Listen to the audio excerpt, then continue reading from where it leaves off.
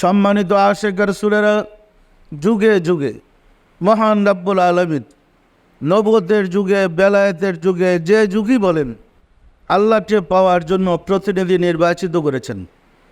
আর আল্লাহকে পাওয়ার পথ প্রতিনিধির মাধ্যমেই মানুষ আল্লাহকে পেতে পারে। ধরেন খড়ি বিহনে আগুন পাওয়া যায় না। আপনি যদি ঘরে আগুন নিতে চান, খড়ির সাহায্য লাগবে না?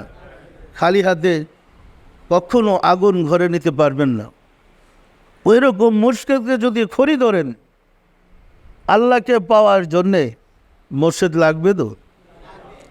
মুর্শিদ ছাড়া আপনার কাছে আল্লাহ যাবে না, যেতে পারে না। সুতরাং যারা মুর্শিদদের মত, মুর্শিদদের পথ, মুর্শিদদের অনুসরণ করেছে, তারাই পরিত্রাণ পেয়েছে।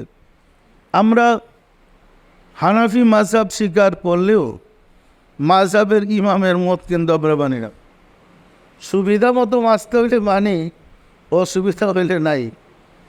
আমাদের ইমাম আবু হানিফা রাহমাতুল্লাহ বলেছেন, লাউলা সিনতানি হালাকা নোমান, আমি যদি 2 বৎসরকাল ইমাম বাকেরের গোলামি না করতাম, ধ্বংস হয়ে যেতাম।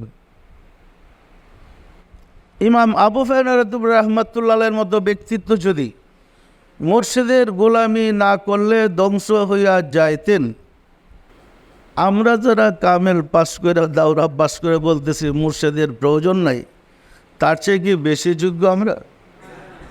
তাহলে আমরা ভুল বলতেছি, কি বলেন? মুর্শিদের প্রয়োজন আছে না নাই?